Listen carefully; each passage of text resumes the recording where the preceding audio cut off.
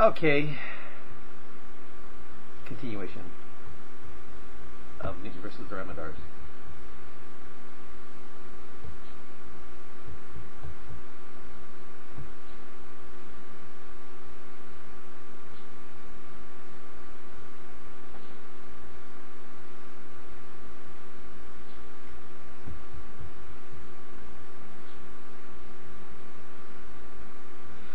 And with that, Newton and his crew beamed back aboard Mutania, shocking those who witnessed it, and, in a way, relieving some of their fear by making them think that if they had the power to disappear like that, maybe they had other powers that could set them free from Bob.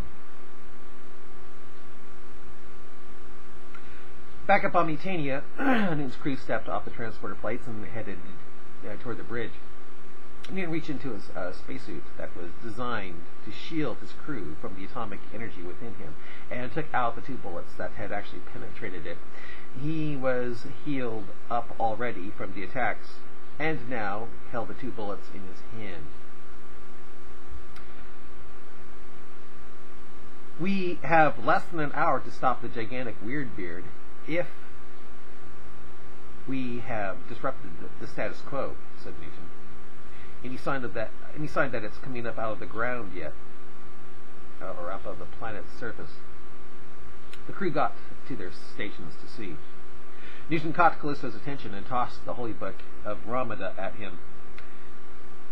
Read it, Callisto, and see if you can find anything in it that might give us a fighting chance, if what I have planned fails. What do you plan? Asked Callisto, already beginning to scan the book. Newton sat in his throne, thought for a while, then pulled out a strange object from his pocket that was shaped like a large fountain pen. One of Newton's crew's eyes widened on seeing the object and asked, "The Alpha Capsule? You're going to fight it physically, as a giant, mano a mano?" Newton looked about, then said, "My crew, as crazy as it sounds, hey, no matter how stupid or repressive the religion, if it promises a better life for the follower, you won't believe the incredible crap the believer will go through to continue in it. It doesn't sound logical, but it seems that the more oppressive the religion, the more the follower will defend it to the death. If the Patonars see their religion destroyed in the next hour, they'll need something to replace it with, and fast, because it's so repressive. If I can attack the thing, mano a mano, they might realize that there is something more to life than just getting old and dying. Maybe, in the process, they won't turn to drinking the fire water, if you know what I mean."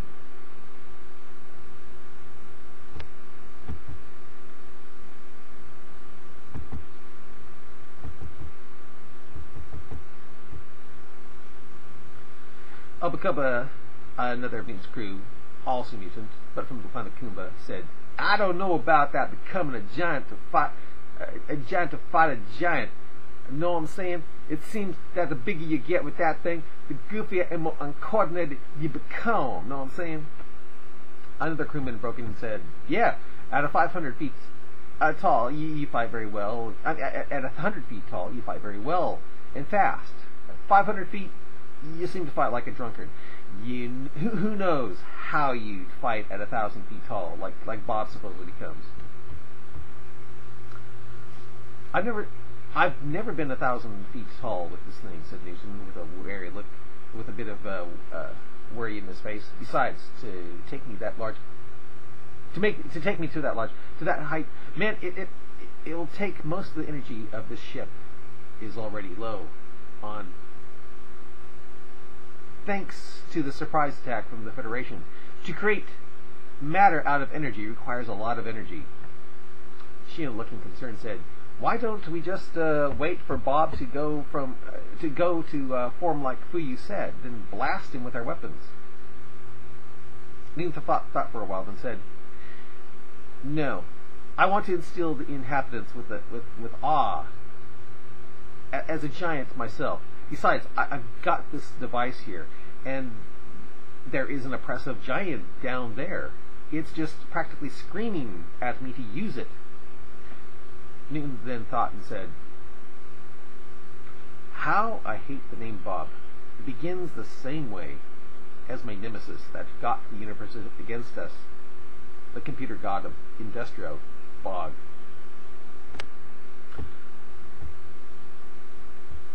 A few minutes later, the crew of Mutania watched Bob come out of the ground. Surprisingly, this time, his beard was black and not gray, shocking Fuyu. Fuyu said that he had never seen it with a black beard at the beginning. Not only was Bob young looking here, but instead of the peaceful look it usually had on his face, this time it was rumbling the ground with a scowl. It wasn't long until the giant was facing the direction of the absorber. As it bowed in the direction of the absorber, Newton commanded his crew to scan the area of where the absorber was. When the camera of Mutania captured it, Newton and crew were kind of stunned. Newton got out of his throne and said, so that's it. It's a giant golden dome. Strange. You'd think something as oppressive and creepy as a life absorber wouldn't be a pretty golden color, but instead be kind of dark and creepy, like looking like a giant black head of the Kronos robot. Well, interesting that Bob looks so rejuvenated. Maybe he knows what's coming? Or is he trying to scare those who attacked his helpers?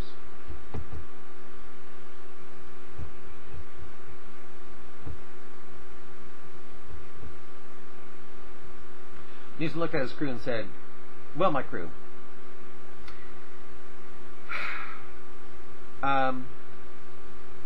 no doubt this change in his beard color is proof that we disturbed the Prime Directive and interfered. No doubt that after the blue beam begins beaming the planet's energy into his head as he bows toward the absorber, it's going to attack the city Fuyu has been living in. And what will that make us? I've got to stop it before that happens, or I'm going to feel terribly responsible.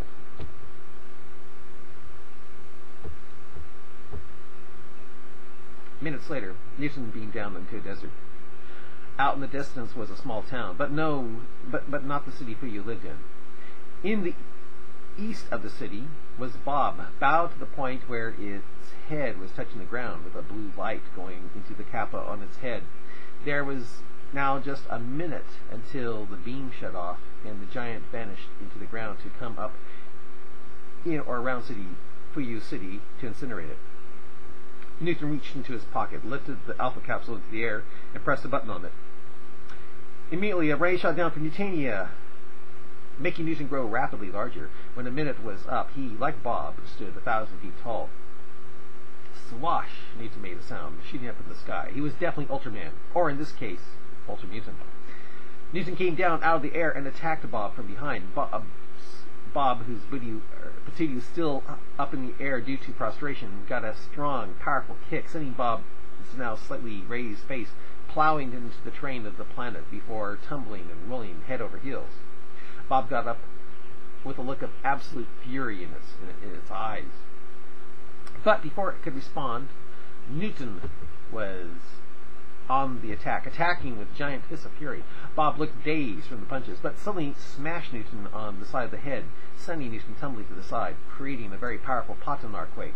When Newton stood up, he felt the ground give out from under his feet, and he fell into the giant hole that was created when Bob came out of it. Newton crossed his wrist, made a yah sound, and a ray shot out. Crossed his wrist, striking Bob in the chest, blowing a big hole into it. Instead of blood, though, there was now a lot of dust and sand in the sky. Bob smiled as the hole in his chest healed up, while the sand in the sky quickly vanished back into it, putting another shocked and stunned look on Newton's face. Suddenly, Bob dissolved into a mountain of dust. Newton looked about nervously in a karate stance. "Newton, look out!" Sheena vainly shouted at him. Come in! Oh, my dad said, Sorry, I'll turn this